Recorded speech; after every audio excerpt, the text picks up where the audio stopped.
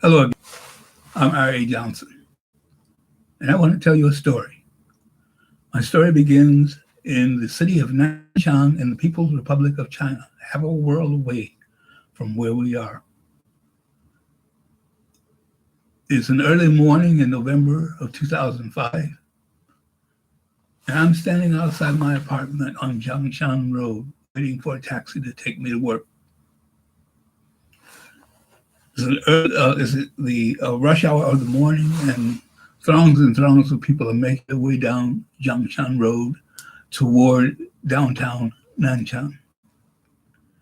In the hustle and bustle of all these people going down Jiangshan Road, all of a sudden this man on a bicycle passes by me.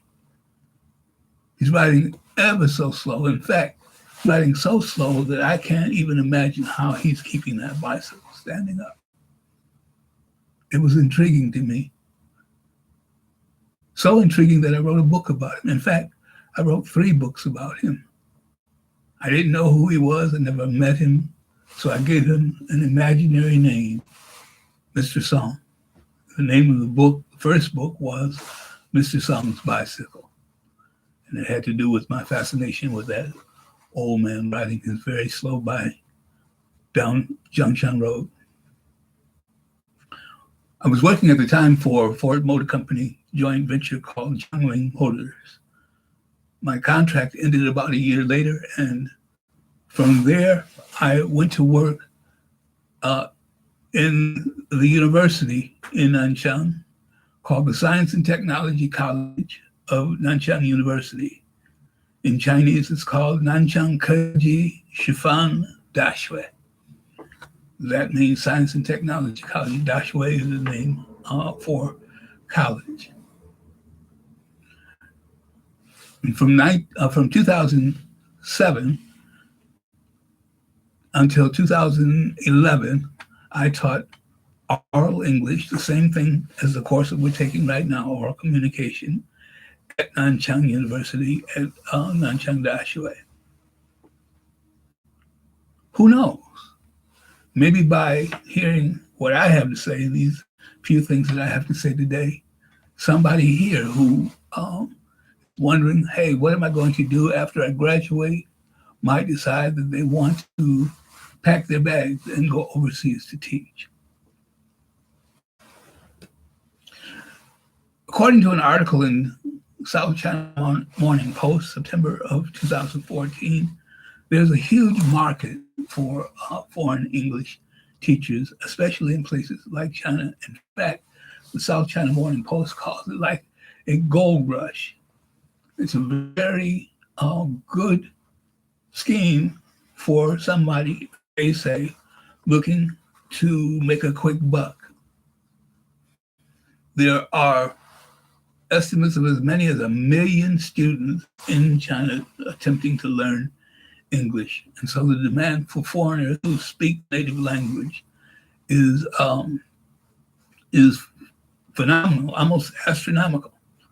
But there are some interesting things that you need to understand if you decide to wrap up and go over there to teach. First and foremost, every country that you travel to will have its own approach to having its its citizens to learn English. China is no exception to that. A lot of the focus in China is on what we call rote learning. In fact, I was a part of a community of English teachers in China called TEFL, Teaching English as a Foreign Language China. One of my friends from that group, Martin Wolf, the late Martin Wolf, in his book called The Lowdown on China's Higher Education, makes the point that the emphasis in the Chinese classroom is on passing the CET 4, the CET 6, the Chinese English Test 4, Chinese English Test 6. And even for Chinese English majors, there's a similar test called TEM 8, which is the test of English majors. And basically, it's a vocabulary test. It's a test of being able to read a story and to report back on that story. And so you'll find that your students won't as much have an interest in thinking critically. They won't have as much of an interest in picking their own subject matter. They will just really be interested in learning how to pass the test. And so you may have to actually teach them how to think critically. You may actually have to teach them. One of the challenges that I had was getting them to read a newspaper article, for example, and give back a critical report on what they had read. It was interesting that so many of them picked the same articles, and they were such softball articles about things like a new play coming to town or a new TV program or something of that sort. And so you may have to hunker down and force them to think as they're reading. But one thing is for sure, you're going to have some wonderful, wonderful food. I wrote a second book entitled Mr. Song's Dinner Table, or Everything That You Didn't Know About Chinese Food. And what I learned was that there are 8 different kinds of culinary cuisines in China. And so if you do get a chance to go over there, don't hesitate to eat the food. It's cheap and it's wonderful. I enjoyed my time in China, and who knows, maybe you will too.